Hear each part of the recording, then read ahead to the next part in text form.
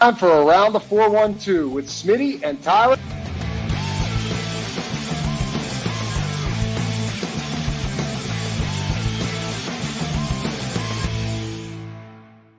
Welcome back to another episode of Around the 412. I am Tyler. With me, as always, is my co-host Smitty. Go follow us on all of our social medias at Around the 412. If you're not watching over on YouTube already, go subscribe to the channel, hitting the notification bell so you never miss a video. And also, leave a like on the videos. Also, follow us wherever you listen to the listening platforms like Spotify, Apple Podcasts, and leave a review over on those as well. And I got to say, just for this one specifically, this is probably going to be more entertaining or more enjoyable of a listen/view if you are on YouTube, because we're doing something that around this time of year, we start to do quite a bit. This will probably be the first of several that we do up until the end of April, but we're going to do our first mock draft. We had the NFL combine a week ago, and so we're going to do our post-combine mock draft. You know, we've got like all of the Senior Bowl and everything out of the way, combine out of the way. Now you really only have pro days up until the actual draft is starting. So I feel like it's, without further ado, we start our first mock draft. Well, and also I think why this is a good time to do it, it's right before free agency. So we'll of course do one post free agency because that's going to obviously define some needs. That'll check some boxes in free agency ahead of that. And then we can do another one. But it also very fitting that we're doing this. I know by the time you guys watch or listen to this, it won't be the case, but we're recording on a Thursday, 7 weeks from tonight, the NFL draft. We will be here live around the 412. We're going to have some friends with us as we always do. Joe, Drew, Sarge. We'll see if anybody else also gets in the mix, but certainly those guys, you guys know it's always a ton of fun. A little bit ridiculous, typically in terms of the get-ups that the fellas are wearing. So excited to see what everybody pulls out. Do you have any themes that you would like us to have? I think this year we need to have a theme. Yeah. A theme. I was like, what do we, I opened my mentions and I was like, what's going on? What do we talk about a theme? Honestly, this is just, I'm not saying that I'm for sure going with this. First thing that popped in my mind, just because I've gone with like the tie in the past, obviously the shades, the cowboy hat. Last year, I also wore a vest. I was thinking bolo tie. So I'm curious to see what the crowd would think of that. I could also go with a bow tie. I don't have to have a tie at all. Maybe I completely go away from the dressing up theme and go a different direction. You one year, I don't know what year it was, kind of like you were like sitting on a beach. Yeah, that was 2 years ago. Okay. Yeah. So like we've done some different stuff. Also, in terms of the prizes, I've been kicking the idea of this around. Like, do you guys want there to be more prizes, but like more so t-shirts and stuff like that from our sponsor Game Changers? Or do you want to go like bigger prizes but less, like, you know, set of Steelers tickets, maybe 2 sets of Steelers tickets? Let me know in the comments what you guys want in terms of the prizes. Would you rather have more prizes but of lower value for each prize, or higher end prizes? Hello, doggy. But yeah, we got our first mock draft coming your guys' way. We teased this on last week's episode. I'll share my screen. We're gonna have a lot of discussion with each pick. Tyler and I have not talked a bunch about like what we're thinking in terms of direction here. And also I have not done a mock draft yet. Like, full transparency, I haven't dove into this, so I have no idea where PFN has their rankings at. That'll be the site that we're using, by the way, Pro Football Network. Okay. So I'm excited to see how this shakes out, because I got no idea who even like to expect will be in that range for them available. Well, that's interesting, because I feel like more often than not, I'm sort of put on the spot a lot of the time for when it comes to like Steelers stuff on this show, and so I've done quite a bit of PFN mock drafts, like not necessarily like rounds like 5 through 7, but mainly rounds 1 through 4, kind of like the meat and potatoes of the draft. But so I have an idea of PFN's rankings, although I have not done one post combine, so I'm not sure if it's going to be reflected already that there's going to be some difference there. So I have a prediction. I have a prediction based off that. I'm going to say running back, Virginia Tech, Bashal Suit, and one of my guys has significantly jumped up based off his combine. We'll see if that's the case. Oh, yeah. Didn't he have the fastest 40 among all running backs? Yeah. Mm-hmm. Yeah. All right. So 7 rounds, only picking for the Steelers, obviously. We're going to go normal speed here because slow is way too slow. Fast. Can you imagine 7 rounds picking for everybody? That's not a bad tease either. Not that it'll be 7 rounds, but it kind of reminds me. We'll see who all gets in on the action, but we know certainly myself, Tyler, our boy Jake Shavink, Richie Bradshaw been a part of it in the past too. I'm assuming that he'll be back. We've lost a couple soldiers along the way, but I assume it will be at least the 4 of us doing a full first-round mock draft at some point in the process. Always one of my favorite things to do leading up to the NFL draft. So stay tuned for that. If you hit that bell, you won't miss it.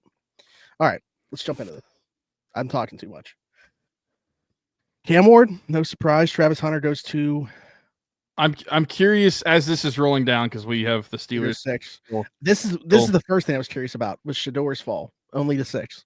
Well, that's what I was about to ask you. Actually, is in the first round, not just how many quarterbacks are we going to see in the first round in totality, do you think, but also like in the top 5 to 10, how many do you think we're going to see? Like, is the rise of I saw a ridiculous of like Jackson Dart going like 3rd and having Cam Ward, Shador, and Dart 1, 2, 3. I think that's ridiculous. But like, where do you see as far as like how many quarterbacks we're going to see early, like maybe around top 5, top 10, and then in the first round in general?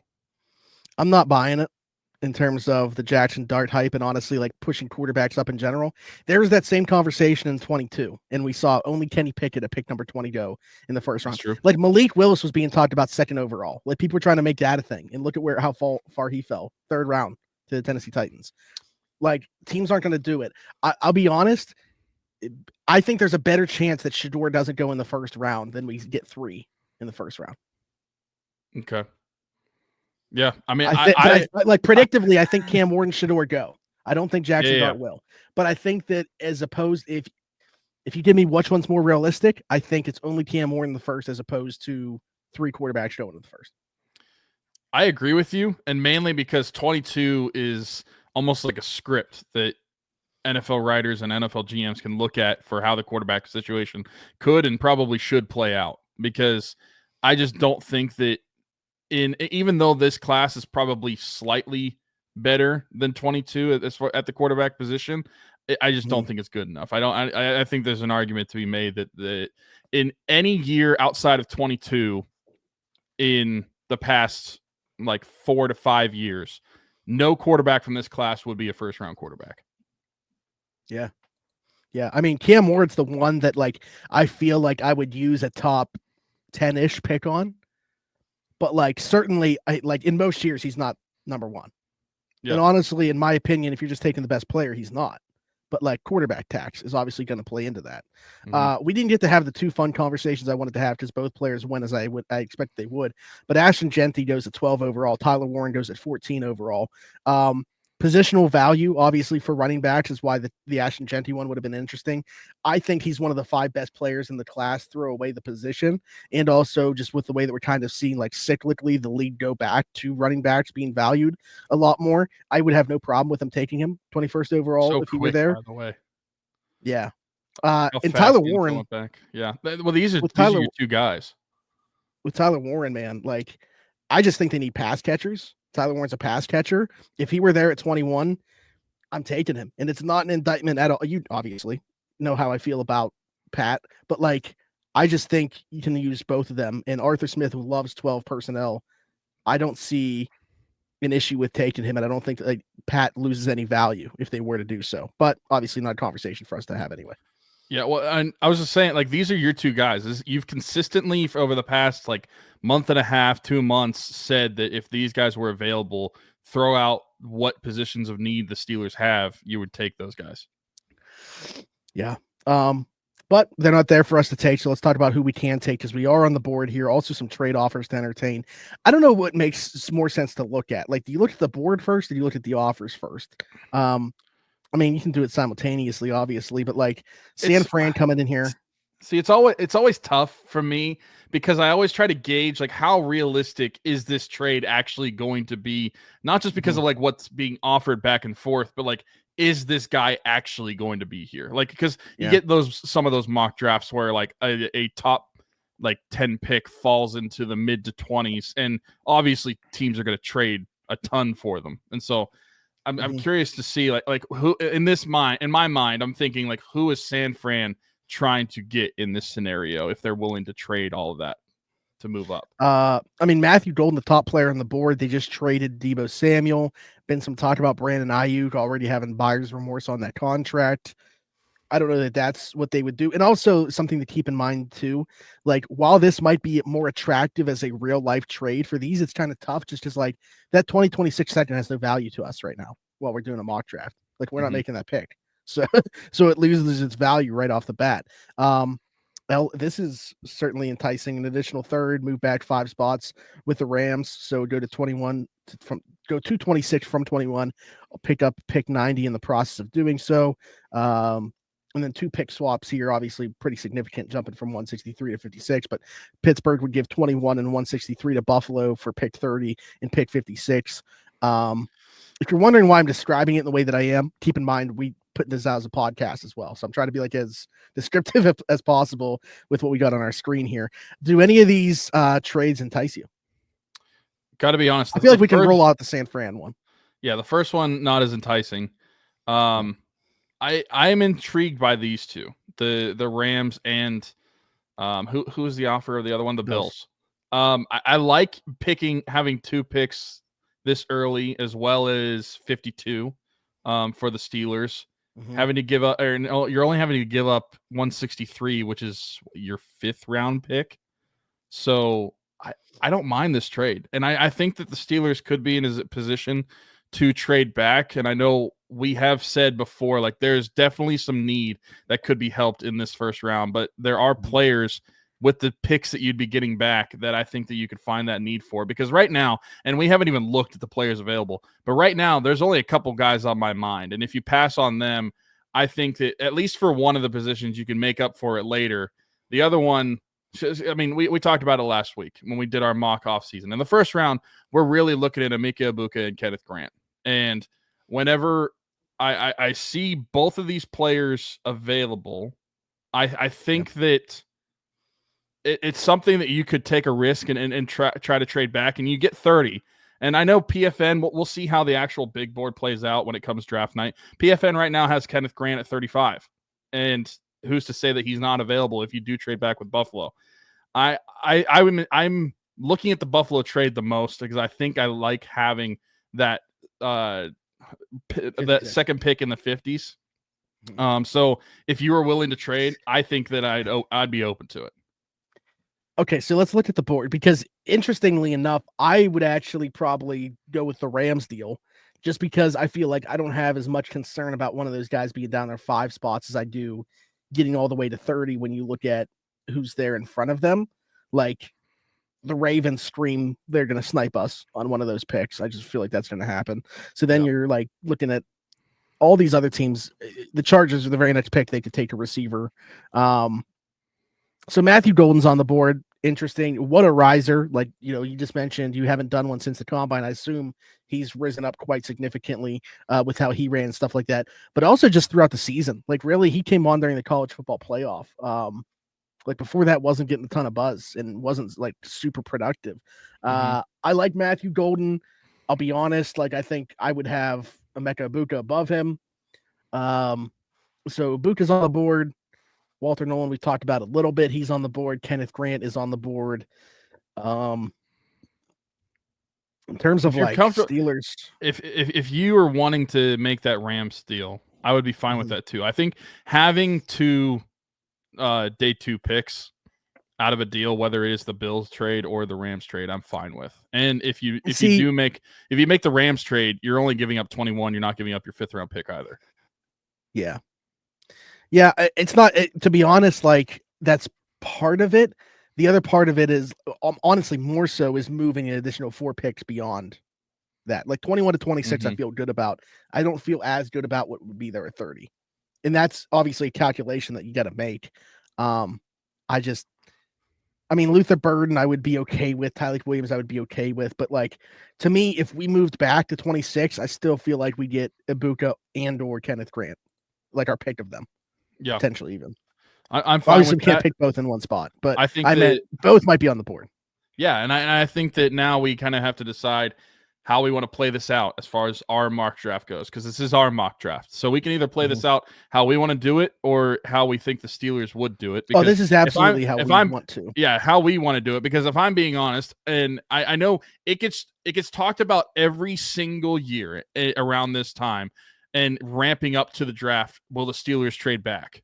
And every single year, it doesn't happen. Like their first round pick, it does not happen. They either trade up or they stay where they're at. They do not trade back.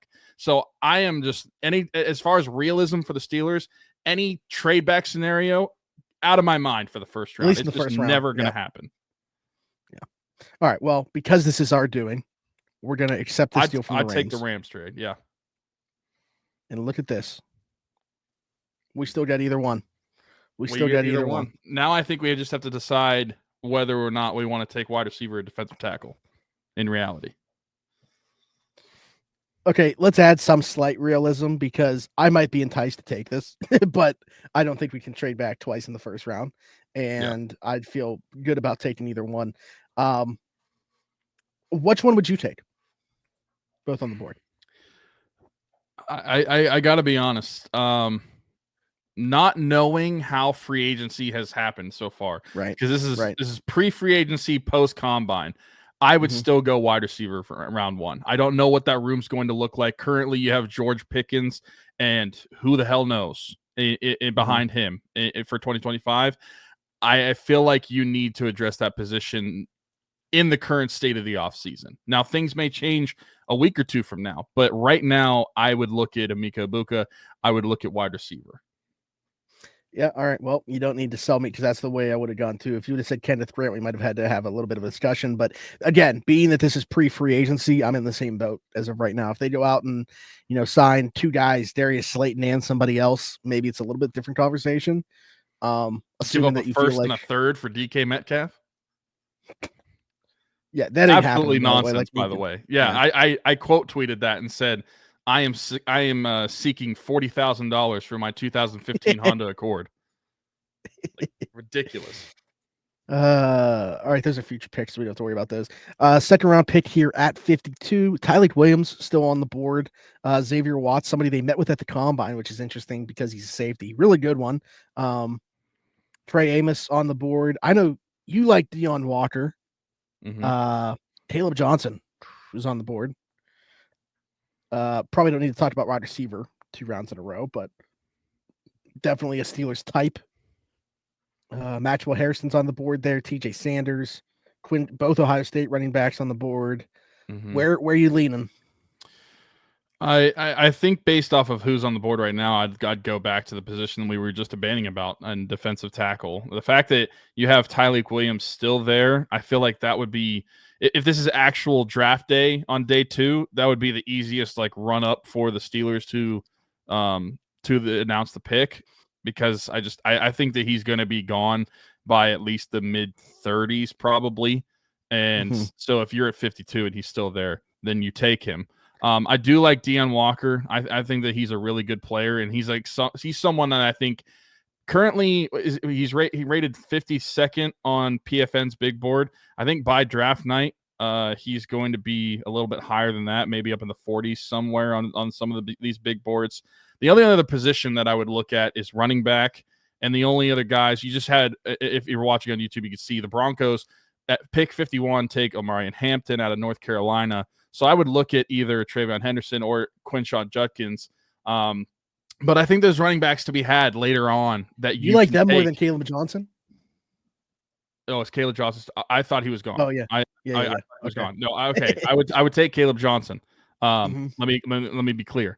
I'd take Caleb Johnson, but I think that it just depends on, now you get into a little bit of positional, not necessarily positional value just across the board, but what are the Steelers valuing position wise? If you're taking BPA, then Tyleik Williams makes sense. But if you're looking at your running back room and knowing that probably running back is going to be a bigger need in 2025 than it is defensive tackle, because defensive tackle, you're really drafting for future and depth, not as much you don't necessarily need a day 1 starter out of a defensive tackle.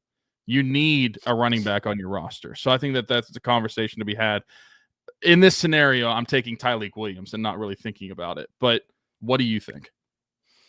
I mean, you meant Tyleik Williams or Caleb Johnson. I think Caleb Johnson's a first rounder also, despite the position. I think there's 3 running backs in this class that I would take in the first round, and he's one of those 3.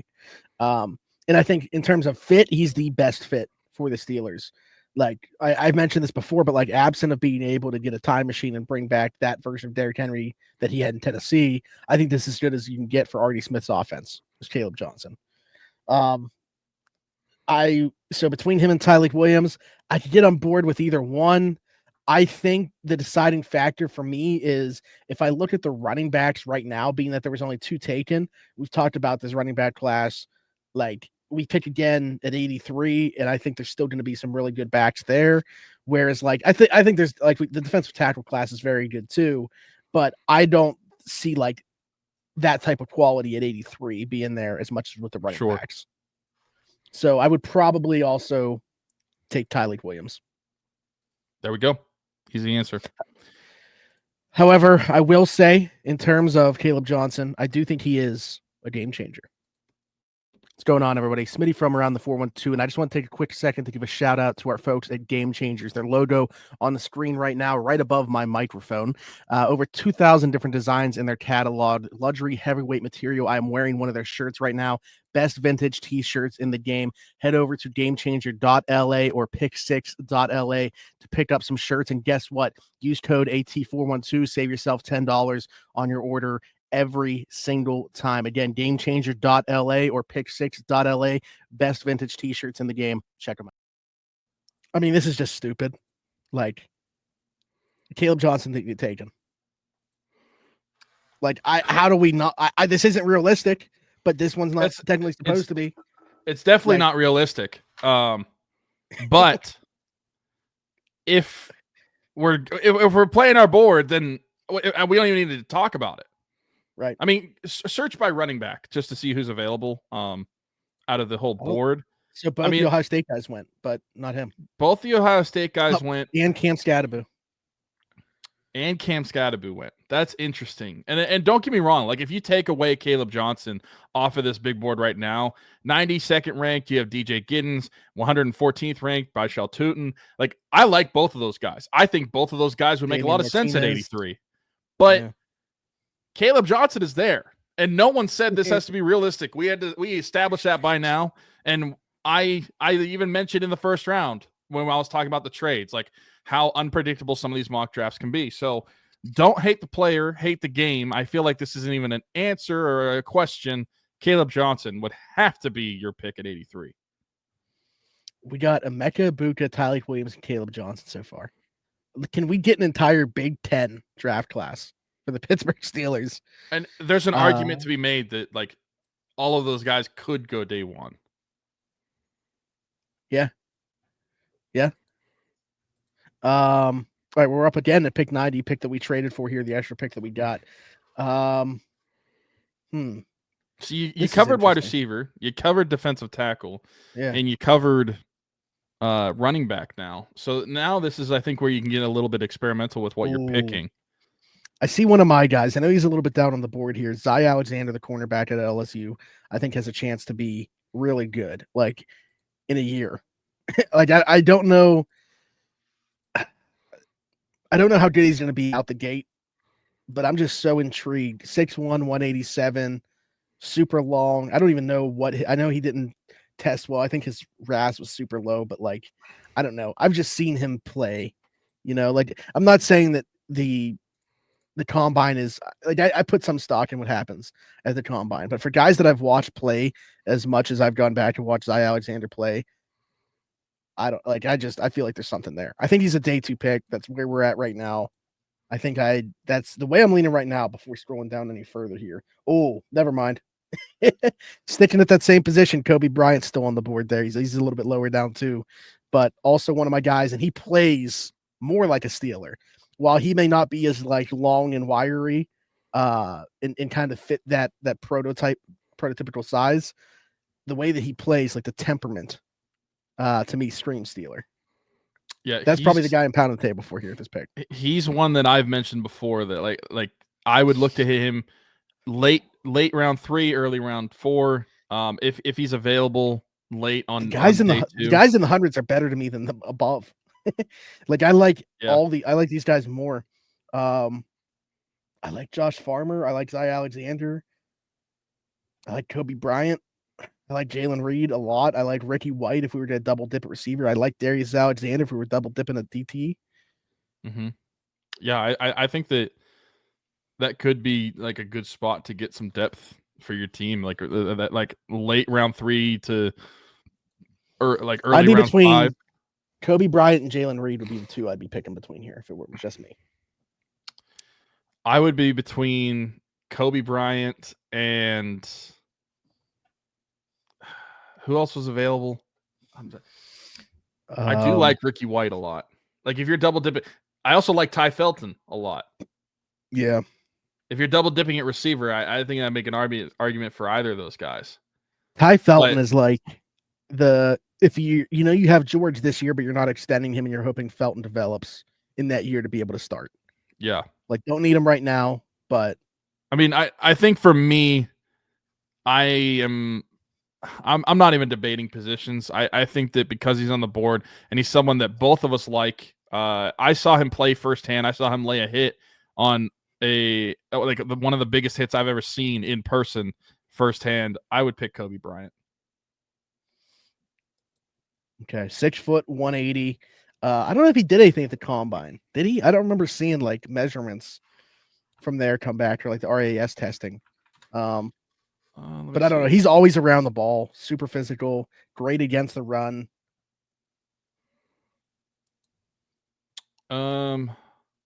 He did the 40-yard dash. He ran a 4.53, and he did the 10-yard split 1.56, and that was it. Okay, so he didn't do enough testing to be given a RAS score. Yeah. Okay. All right. Well, I love the pick. He's right in this range. Like, will he get to 122? I don't know, but I'd rather just take him now and not chance it. Notice that neither of us have even thought about saying the word quarterback. Yeah. No. I mean, I think like I'd be okay if they took one, but like they don't need to force it just to say they took one. Well, there went one of the quarterbacks that could have been gone. Will Howard. Where'd he go? The Titans. Titans. I think that was. Oh wait, they took Cam Ward. So they double dip. Ty Felton got taken by the Titans as well. Yeah. Okay. All right. Alfred Collins is still there to double dip at DT. We could take a developmental offensive tackle. Talked about still double dipping at DT. Darius Alexander's there. Ricky White's still there. Danny Stutzman, who they met with. Linebacker's not really on my radar right now. The team just brought back Cole Holcomb, piece of news to throw in there as well. Restructured his deal, and I don't think that means anything for Landon Roberts. I think they're going to have all 4. So really good room still. Who are the top Tyler Shuck.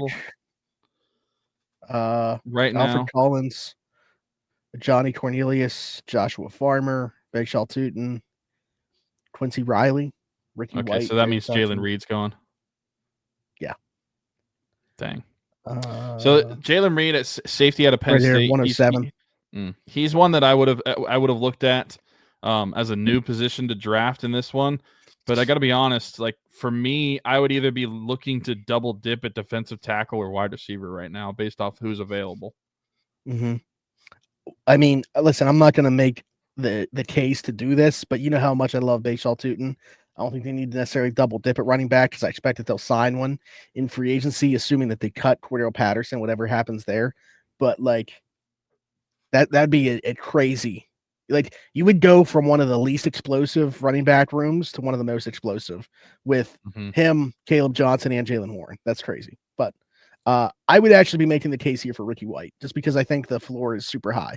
I think he's got like a 10+ year career just because of how he can contribute on special teams, even if things go south for him in terms of his development as a receiver.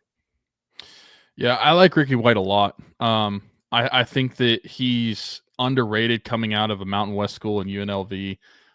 Very iffy quarterback play too his senior year. So nothing to flatter him in terms of like the film as far as what he was getting from his quarterback. But I think that when I look at what I just said, where I double dip either defensive tackle or Ricky White. I also have to go back to what I said in the first round, where I look at the rooms, I look at the way they're being built right now, and the fact that we are pre-free agency. If this draft was happening today, I'd rather have another receiver than I would a defensive tackle. So I think that Ricky White would be a good shout. Yeah, I mean, fast enough, athletic enough. If you want to like kind of try to tie it to Pittsburgh, maybe there's been some conversation with a guy that used to be in Pittsburgh's building, Brendan Marion. Is that UNLV? He's his coach. Don't know if he's feeding any information about Ricky White, but I just wanted to throw that out there. I've always liked Brendan Marion. I was upset that Pitt couldn't keep him around, but yeah, I think he's a good football coach, and that's who Ricky White was playing under. So I like Ricky White a lot. I like it. I think that's where our pick. we're going. All right. I think that was basically like spot on in terms of his actual value too, like where they have him ranked and where we took him. Yeah. Alfred Collins just got taken. See, it's so weird how sometimes these mock drafts will have a guy get taken like 50 picks after their big board value. Like Kaleb Johnson. Yeah. I don't know what that's about, but I mean, we'll take it. If that happens during the actual draft, I'm smiling ear to ear.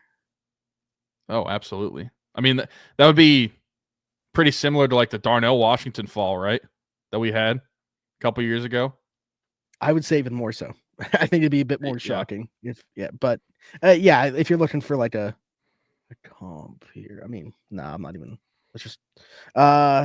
All right, so here we are on the board again. Damian Martinez is the best player. Obviously, I just mentioned the idea of double dipping there. Riley Leonard, Luke Kandra, Jalen Rivers. This looks like a lot of the guys up here are, developmental offensive linemen. Rashard Smith out of SMU is a really good player. Jackson Slater, I think, is a little bit underranked. It's probably because of the school he went to. But I'm a fan of his. Sac State. So at this point in the draft, you have your running back, you have your defensive tackle, you have a corner, and you double dipped a receiver. Where would you be looking position-wise?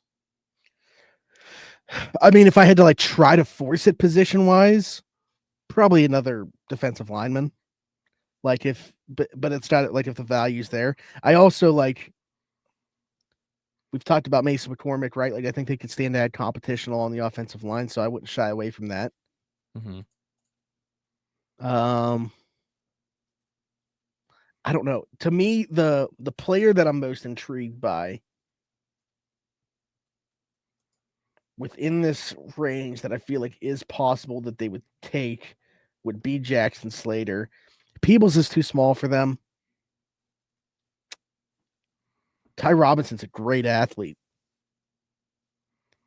I think he was certainly up there in terms of the 40s for defensive tackles. Tonka Hemingway just has an awesome name. All football name? Yeah, and I'm not super like intrigued as we continue down here.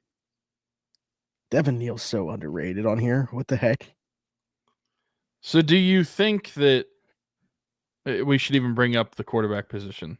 We saw Riley Leonard. I'm not sure. No, not for Riley Leonard here. I think in the 7th round, it could be one of the like Max Brosmer to me is probably the most intriguing of the 7th round guys. Okay, so Tyler Shuck is already gone.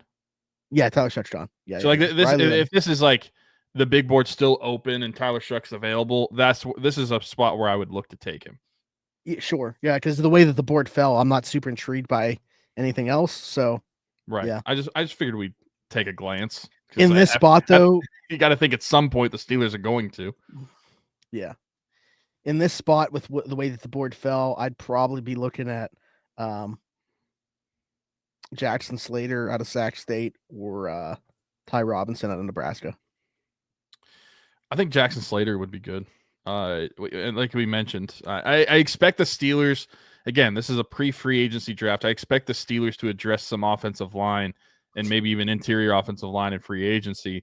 But since this is a free agency mock draft, getting somebody that could be competition for Mason McCormick with Jackson Slater, I think that would be a good way to go. Because you know how they like their athletes on the inside too, the interior of the offensive line. Sure. You get a 9.36 RAS for Jackson Slater. That's pretty good for an offensive guard. I think that That would be the pick. Yeah. I mean, we just take him.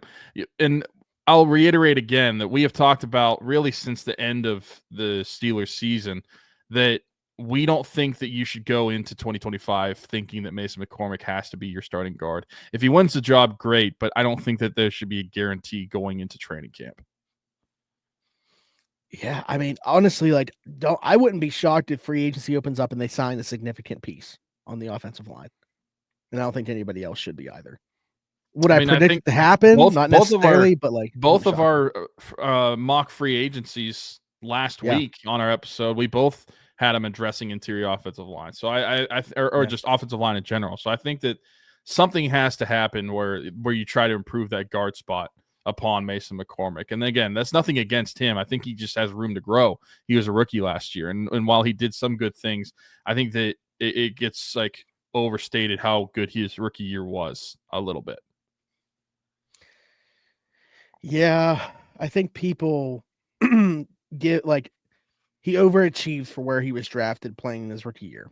And I think that that's a fine statement to make. But people went a little overboard with it. What can you tell me about this guy? Tyler Batty? Tyler Batty. If you need somebody to flop and get a call, he is your guy. And listen, I'm a BYU fan, so I'm allowed to say this. There are several instances where this dude feels a hand and throws himself to the ground, and it's hilarious to watch, and I fully admit that it's absolutely foolish. Tyler Batty is actually somebody that I would be interested in on like one of these picks. Like you're looking like round 7, late round 6, or in round 7. Edge depth. The only concern that I would have with Tyler Batty would be based off the Steelers scheme. The Steelers play a 3-4 and BYU plays a 4-3. So he's typically always hand in the dirt type of edge rusher, not necessarily a outside linebacker per se, although BYU did drop him into coverage several times, and he actually got a pick 6 before. But he's someone that I would be interested in just because obviously I have the BYU connection and a fan of. But I think that he's somebody that they could get with their like edge 4, like compete for the edge 4. And really when you're talking about like round 7, that's what you're looking for. You're looking at for guys not necessarily going to be sticking on the roster, but at least somebody that can compete for those depth pieces and potentially make the roster himself. I mean, I'm not sure what his RAS score was, but looking at like some of his combine stuff, he was a 4.78 40-yard dash. He measured at 6'6", 271 pounds, by the way. So he's definitely on the heavier end. He's definitely more defensive end than he is outside linebacker. But I'd be interested in him mainly because of the BYU ties that I have. So that pick would probably be a little bit biased. I like Nick Martin, linebacker at Oklahoma State, led the Big 12 this year in tackles and tackles for loss. I think he had like an 8.88 RAS, super twitchy athlete. I just question, like, with the way that the league is trending, you know, the more physical play, how he's going to hold up in terms of his run support and fill in the A gaps. And also just like, if we didn't have Peyton Wilson on the roster, this is an easy pick to me at this point in the draft. Did you say he had an 8.88 RAS? Yes. I just looked up Tyler Batty's, and that's exactly what his was as well. Oh, wow. Yeah. So he's this is a pick that I talked about last week in the mock free agency where you talk about day 3, looking for a depth linebacker to be able to compete with like the likes of Mark Robinson would be good. I think that because you have your top 3 in Landon Roberts, Patrick Queen, and Peyton Wilson. And then you have Mark Robinson, who is they're bringing back Cole Holcomb though. Oh, they are? Was that a thing? Yeah, you must have missed that news today. They restructured his he redid his deal so he wouldn't be cut. Basically. So wow, he's back. Yeah. Yeah, that is live news to me. Breaking news to just me. I am finding out live. Okay, so maybe never mind. Maybe they don't look at linebacker in the draft.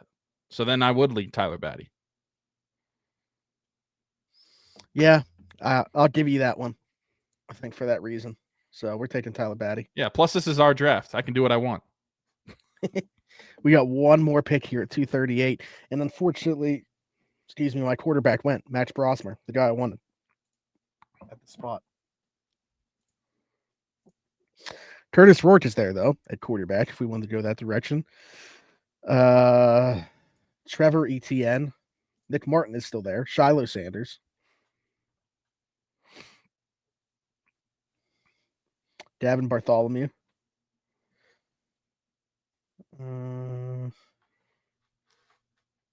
Honestly, Gavin Bartholomew might be a realistic pick for the Steelers.